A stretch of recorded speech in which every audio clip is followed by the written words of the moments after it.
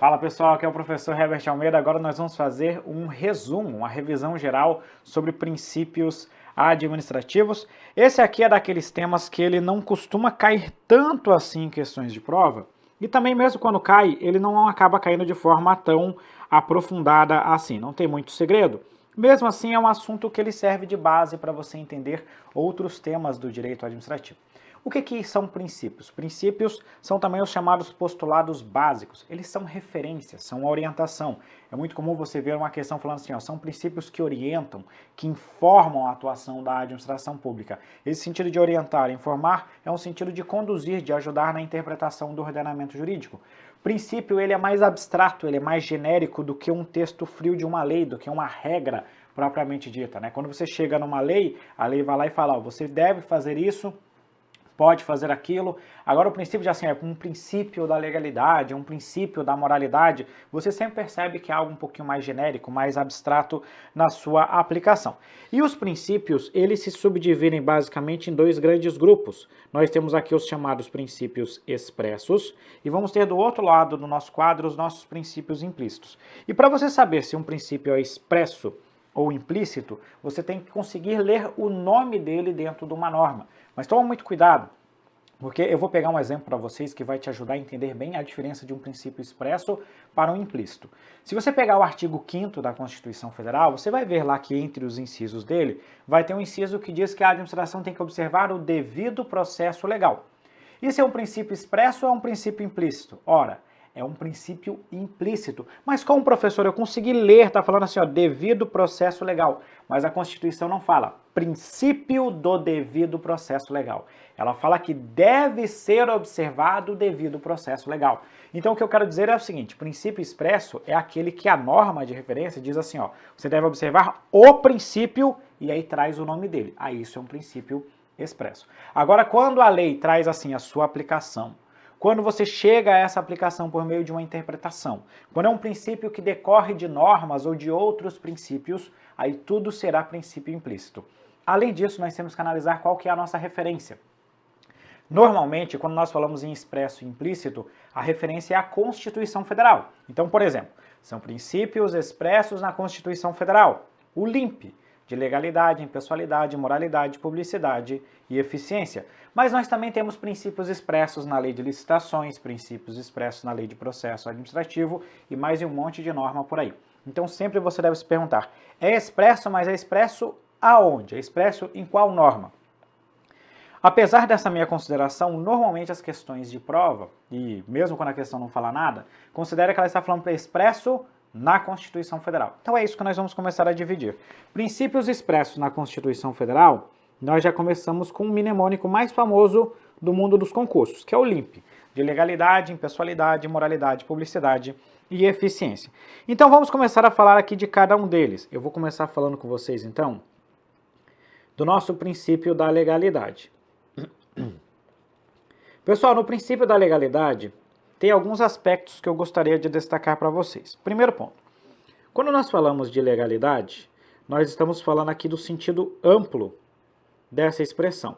Professor, como assim sentido amplo? Se você pegar uma atuação da administração pública, um agente público vai lá e ele observa a lei de licitações, ele cumpre exatamente o que está previsto na lei de licitações. Só que se tiver um decreto regulamentando determinado aspecto da lei de licitações e ele cumprir a lei, mas não cumprir o decreto, ele também estará descumprindo o princípio da legalidade, porque ele tem que observar todos os atos normativos, ele tem que observar a lei, ele tem que observar o decreto e outros atos normativos válidos instituídos pela administração pública. Então, primeiro ponto, quando nós falamos de legalidade, nós estamos considerando, em regra, o sentido amplo dessa expressão. Outro ponto sobre o princípio da legalidade que você deve diferenciar é o que nós vamos chamar aqui de legalidade administrativa, de uma outra legalidade, que é o que nós vamos chamar de princípio da autonomia da vontade. Qual que é a diferença desses dois? Quando nós falamos de legalidade administrativa, é aquela legalidade aplicável à administração pública.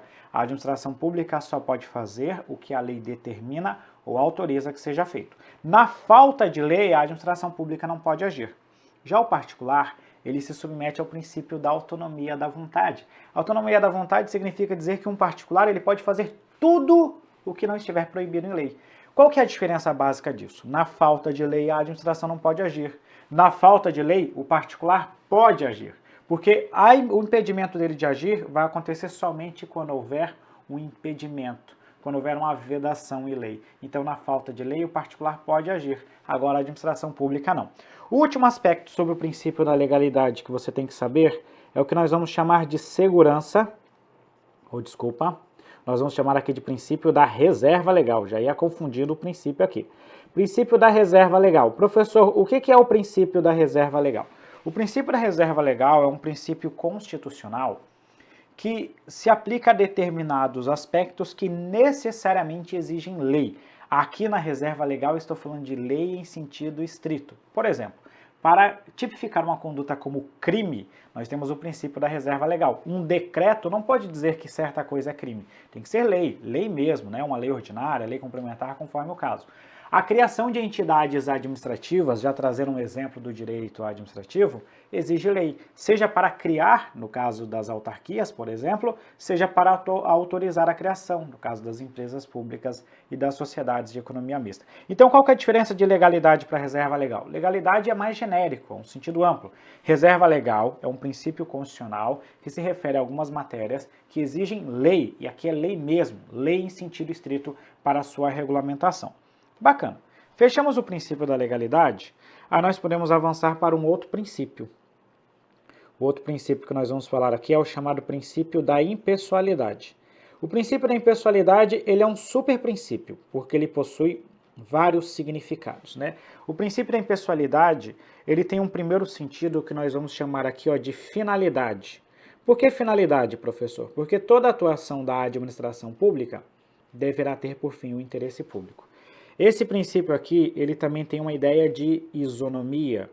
Isonomia no sentido de que a administração pública deve tratar as pessoas de forma igual, sem favorecimento, sem privilégios. Porém, toma cuidado, porque às vezes a questão de prova vai perguntar o seguinte, pelo princípio da impessoalidade é vedada a instituição de qualquer privilégio. Isso está errado. Porque, em regra, é vedada a instituição de privilégio. Só que nós podemos instituir privilégios desde que eles estejam amparados em lei e que eles atendam, de fato, ao interesse público. É o que nós costumamos chamar de igualdade material.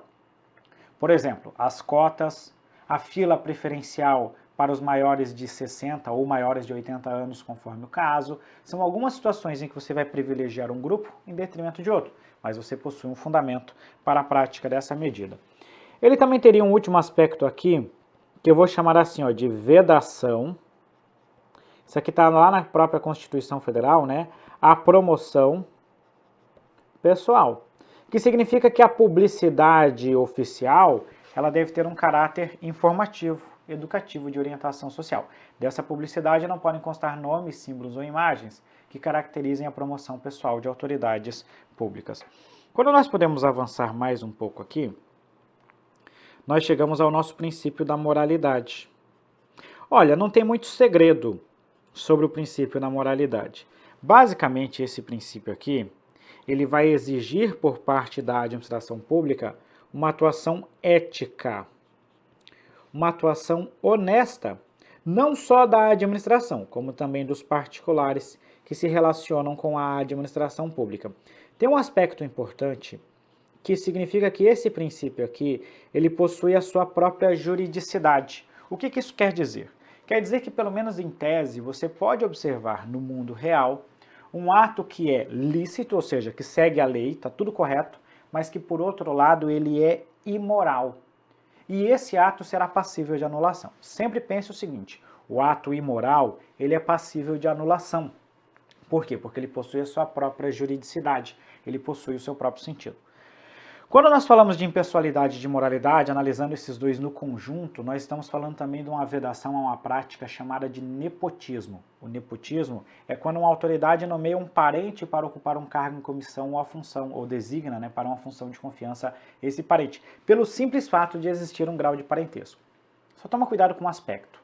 Essa vedação ao nepotismo, pelo menos não de forma imediata, não de forma direta, essa vedação ela não se aplica aos chamados cargos políticos. Por exemplo, um governador pode nomear o seu irmão para ocupar um cargo de secretário estadual. Isso não viola por si só a Constituição Federal. Isso não configura por si só um nepotismo. Por quê, professor? Porque quando nós falamos de cargos políticos, nós temos que analisar caso a caso. Nós temos que verificar se o seguinte, olha, essa nomeação, ela aconteceu somente por causa do grau de parentesco, ou a pessoa que está sendo nomeada tem uma formação acadêmica suficiente, essa pessoa é qualificada. Olha, se você tem esses requisitos, essa nomeação por si só ela não ofende a Constituição Federal. Agora, quando você nomeia um cara que é declaradamente corrupto, um cara que não tem a mínima qualificação e que foge aos padrões de razoabilidade, aí tudo bem, aí nós podemos dizer que está ocorrendo alguma violação ao nepotismo. Mas lembre-se, em relação aos cargos políticos, a vedação ao nepotismo ela não se aplica de forma imediata, você tem que analisar caso a caso. Um pouquinho mais para frente, nós podemos chegar aqui ao chamado princípio da publicidade. Publicidade entra numa ideia aqui de transparência na atuação da administração pública. Então, a publicidade exige que a administração pública divulgue as informações de interesse da população.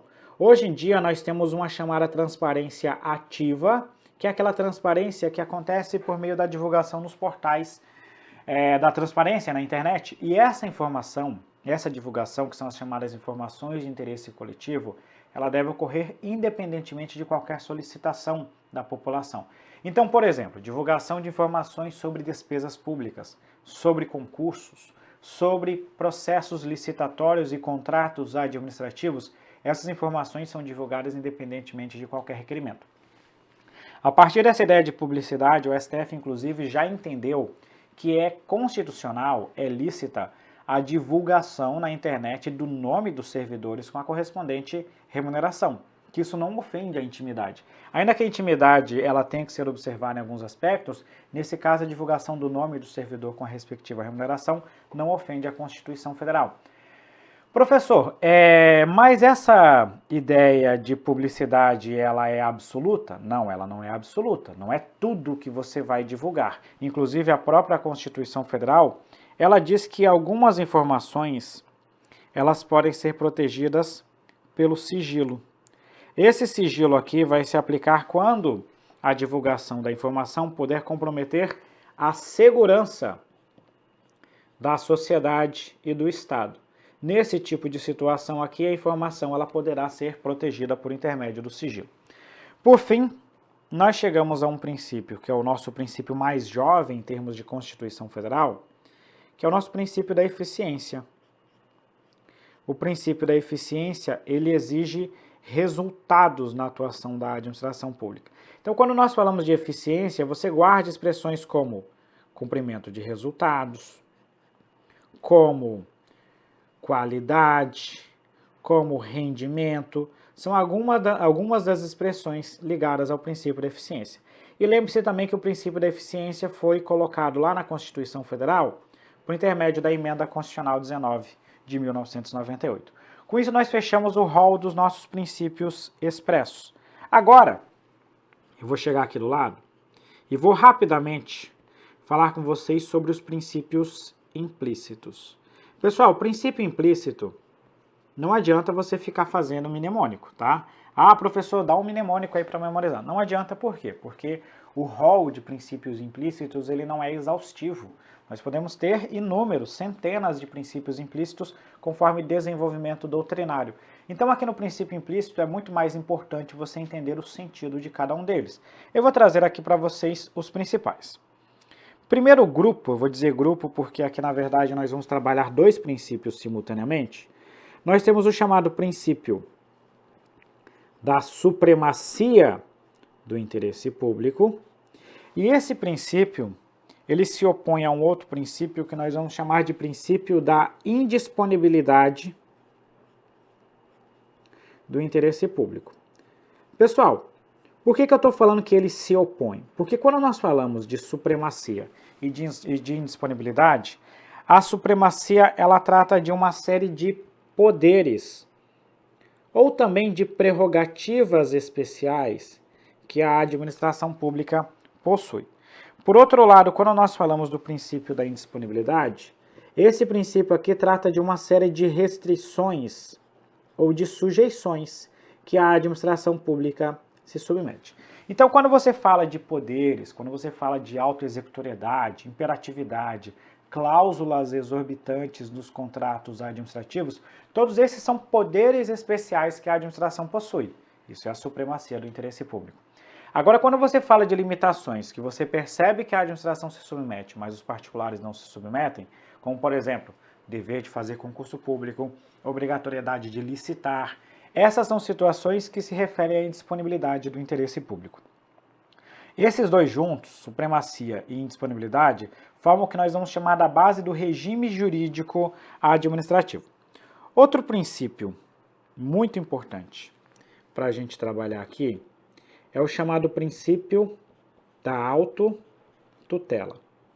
Esse princípio aqui significa que a administração pública pode controlar os seus próprios atos. E controlando os seus próprios atos, nós podemos ter aqui tanto um controle de legalidade quanto um de mérito.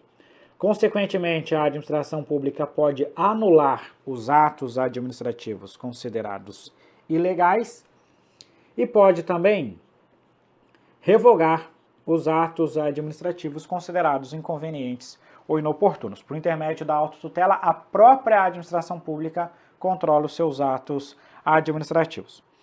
Outro princípio muito importante para fins de prova é o chamado princípio da segurança jurídica.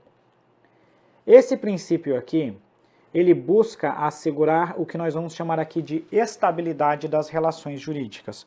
Professor, o que é essa história aqui de estabilidade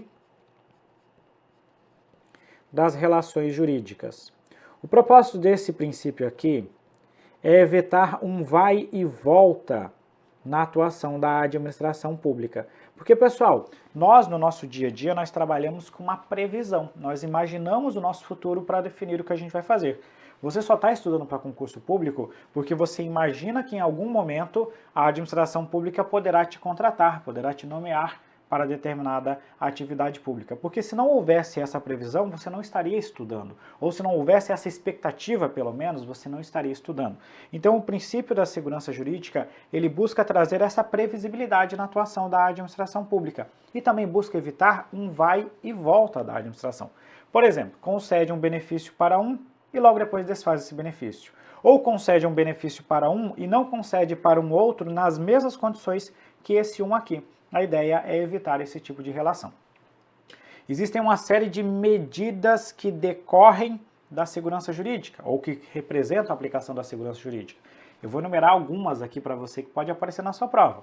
Prescrição e decadência, a preservação do direito adquirido, do ato jurídico perfeito. Você tem também aqui, dentro da segurança jurídica, a aplicação das súmulas vinculantes, que busca dar um padrão de decisão da administração pública e do poder judiciário. Existe uma série de medidas que decorrem, então, do nosso princípio da segurança jurídica. Existe também um outro aspecto do princípio da segurança jurídica, que nós vamos chamar de aspecto subjetivo desse princípio. Esse aspecto subjetivo é chamado de princípio da proteção à confiança, ou simplesmente princípio da confiança legítima. Esse princípio aqui é o princípio do sujeito, é o princípio seu quando você se relaciona com a administração pública. Você espera que a atuação da administração pública seja lícita, seja correta. Você não vai se relacionar com a administração pública já esperando uma conduta incorreta da administração. Então, como você deposita essa confiança no poder público, você não pode ser prejudicado.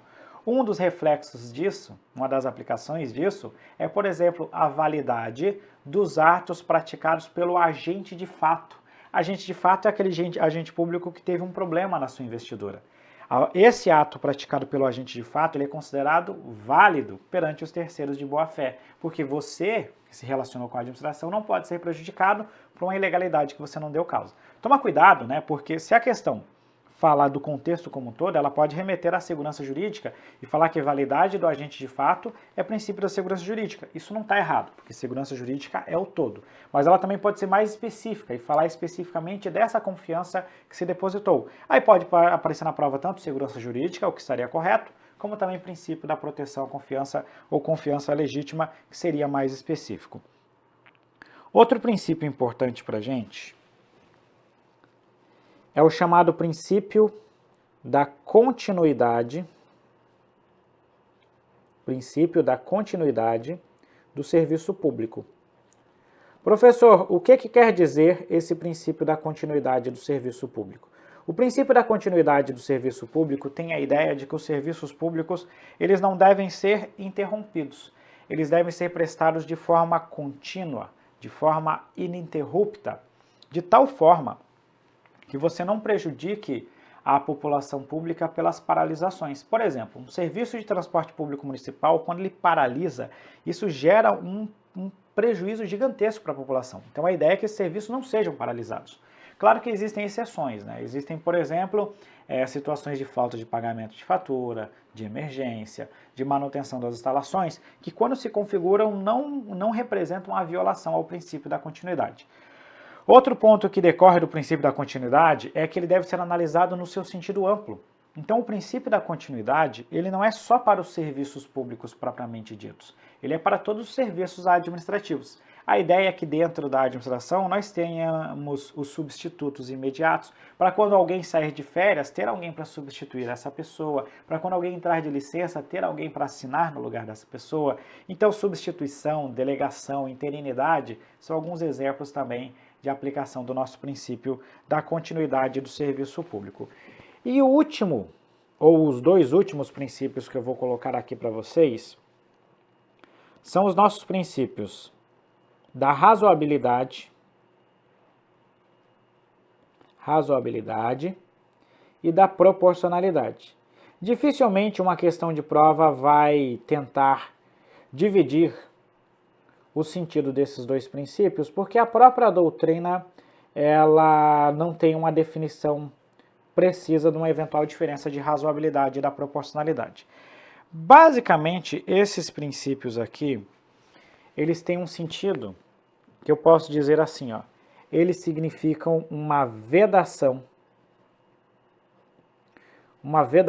ou uma limitação aos excessos, aos exageros. A administração pública, sempre que for aplicar alguma medida restritiva, ela não pode cometer excessos, ela tem que aplicar uma restrição estritamente necessário para atender, para preservar o interesse público. Então, por exemplo, quando ela vai desapropriar um bem, se ela puder só desapropriar uma parte, imagine que a administração precisaria desapropriar apenas 10% daquele bem, e ela desapropriando isso aqui, ela não iria prejudicar a exploração econômica daquele bem. Nesse tipo de medida, seria muito melhor desapropriar só o 10% do que desapropriar o bem inteiro, né? Não teria por que desapropriar e exagerar tanto nessa medida. Então o princípio da razoabilidade e da proporcionalidade tem o propósito de limitar a discricionariedade da administração pública e impedir a aplicação de sanções exageradas ou outras medidas restritivas além do estritamente necessário para atender ao interesse público. Pessoal, existem também outros princípios implícitos quando a referência é à Constituição Federal. Tem o princípio da tutela, da especialidade, tem o princípio da presunção de legitimidade, entre tantos outros princípios, precaução, sindicabilidade e por aí vai. Aqui eu só trouxe os principais, os essenciais, para você ter uma boa revisão. Muito obrigado e até a próxima.